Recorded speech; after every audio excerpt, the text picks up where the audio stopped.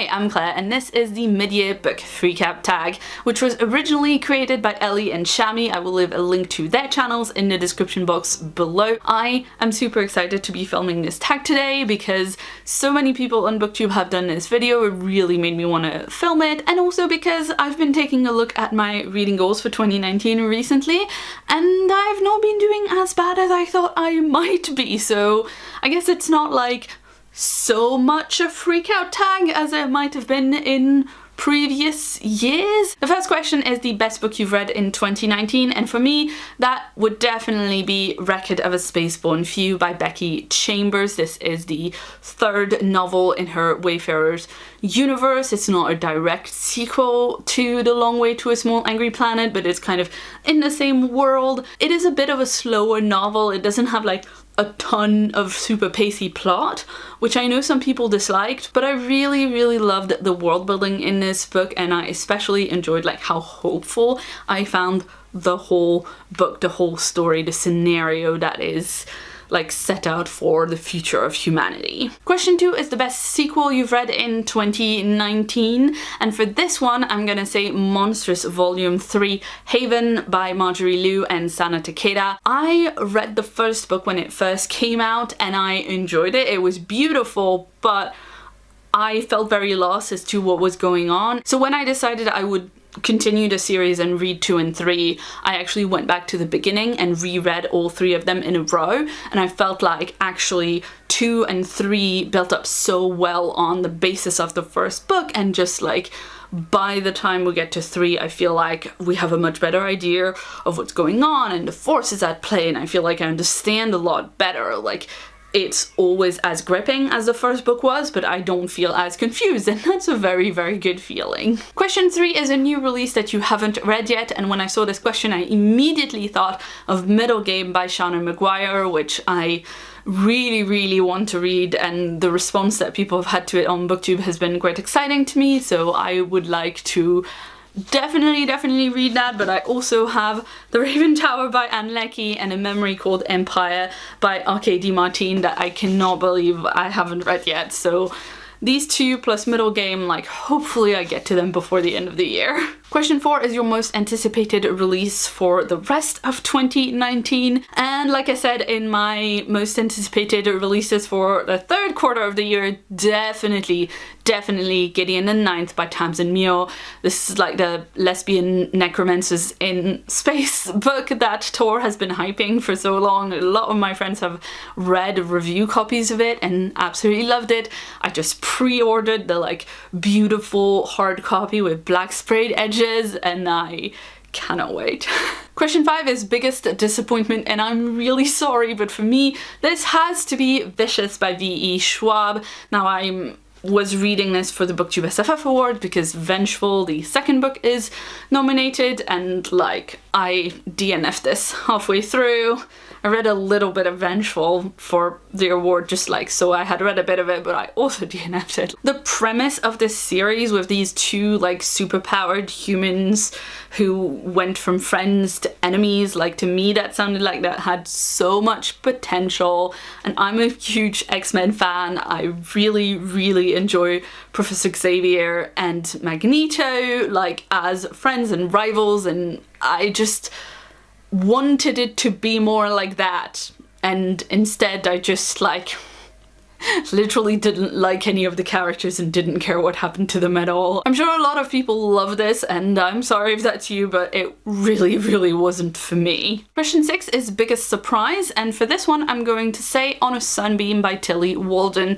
This isn't so much a surprise because I thought I wouldn't like it and then I did, or vice versa. It's just that this was nominated for the Hugos for Best Graphic Novel, and I hadn't heard of it at all. I just went into it knowing nothing about it, and I was absolutely delighted. So it was surprising in that way, where I was like, I'm just gonna read it and I have no expectations about it, and it was just such a gorgeous illustrative style, plus the story was like really atmospheric and lovely, and just like I really enjoy reading that. I shoved it into my eyeballs in one sitting and I regret nothing. Number 7 is favorite new author, whether that's a debut author or just someone who's new to you. And I actually haven't read a lot of either debuts or new to me authors, but one new to me author that I did read this year is Kate Hartfield. She wrote Alice Payne Ride, which is a time travel based novella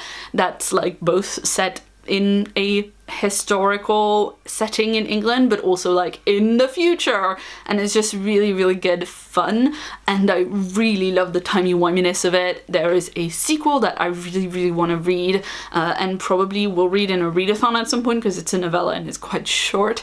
But yeah, I'm looking forward to what else Kate Hartfield writes in the future. Question 8 is your newest fictional crush, and honestly most of my fictional crushes are like TV or movie characters rather than book characters, but there was one character that stood out to me when I was looking at this question, and that is Wrexham from Snowspelled by Stephanie Burgess. So Wrexham is the love interest in that novella, which is a fantasy of manners kind of setting, and the main character in that book, Cassandra, was previously engaged to Wrexham, and then they broke up, but it was clearly a breakup that's like, oh no, I must break up with you for your own good, and both of them kind of see it that way.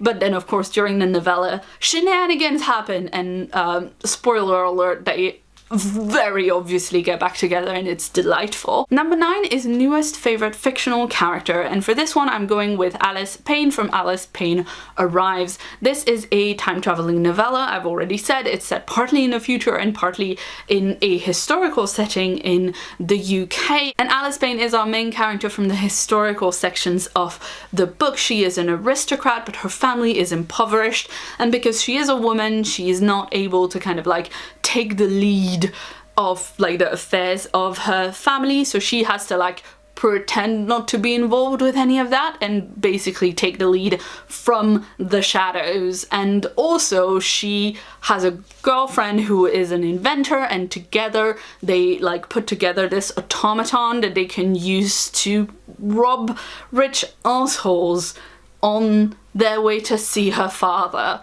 And then like there's time travel and she finds herself in the middle of time travel with somebody from the future talking to her, and she is flung into the future, and she's just like taking it all in her stride and continuing to be a badass throughout, and I just really love her. Number 10 is a book that made you cry, and I don't cry at books very often, but I did definitely cry at Record of a Spaceborne Few by Becky Chambers, which gave me so many feelings about politics and space. This book is all about the Exodus fleet. The fleet are basically the remains of Earth, like what happened after Earth got destroyed by greed and climate change and the things that will definitely destroy the Earth in the near future. The remainder of the people of the Earth decide like, actually, if we are going to survive as a species, we have to not repeat the same mistakes, and they form a radically different society in the Exodus fleet. And this is a society where if you are a member of the fleet,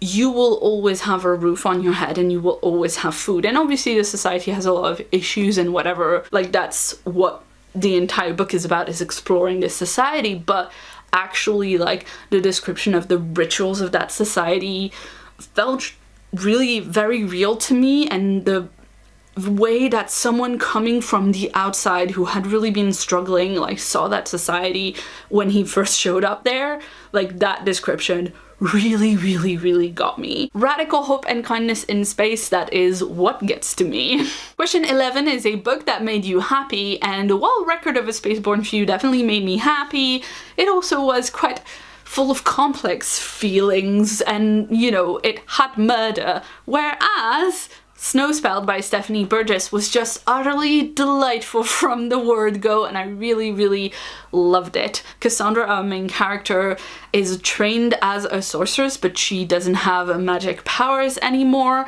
and she is headed to a like house party for the week in the countryside in the snow, and then on the way there she gets tricked into a pact with a Fey Lord, and like pacts with Fey Lords just never go very well, ever. And she has to like solve this mystery in a really short amount of time, and her ex-boyfriend is there, and he's like being annoyingly perfect. It's all very, very good. There's also really fun like family dynamics and relationships. Overall, I really enjoyed it. I really need to read more of Stephanie Burgess's writing. Number 12 is the most beautiful book you've bought or received this year, and it has to be a toss-up for me between Circe by Madeline Miller. The dust jacket is fine, but like the naked hardback of this is so pretty. I love this foiling so much. I absolutely adore the color as well, so I'm just gonna leave it like this on my shelf because it's too pretty not to. And then I also picked up this new edition of The Goblin Emperor by Catherine Addison. I just had to pick it up because this edition is so pretty, and as with the last time that I shot this on camera, I can't stop looking in the viewfinder because it's so pretty. Question 13 is what books do you need to read by the end of the year? And oh boy, there are so many. First off, I'm still doing my project of reading the Hugo finalists for this year. There is not much time left, but I'm still trying to get all the novels read, so there is that. But I also want to go through my like most anticipated books of 2019 shelves on Goodreads and see if there is stuff that I'm like still interested in that I definitely want to pick up, because Middle Game and Raven Tower and A Memory Called Empire, which I mentioned earlier, like all three of these are in my most anticipated books of 2019, and I definitely still want to read them. And question 14 is a favorite book community member, and I think no one's going to be surprised if I say somebody like Lala from Books and Lala or G from The Book Roast.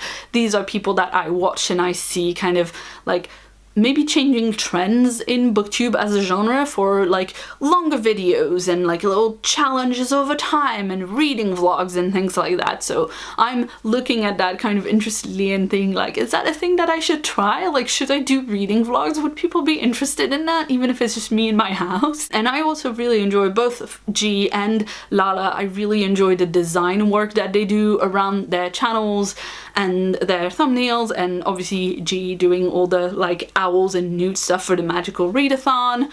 Like, yeah, look at their stuff and think, ooh, I need to up my game. So that's it. This was the mid-year book freakout tag. I hope you enjoyed this video. Let me know in the comments below what books you've really enjoyed this year, what you still have got to read before the end of the year. Are there any projects that you want to do? I have an idea for something, but I don't want to say it straight away. I gotta keep some mystery to myself. If you'd like to see more from me, you can check out a previous video on screen right now. And if you haven't yet, please hit the subscribe button that's on my face for a new video from me every week. I've been Claire, thanks so much for watching, and see you soon.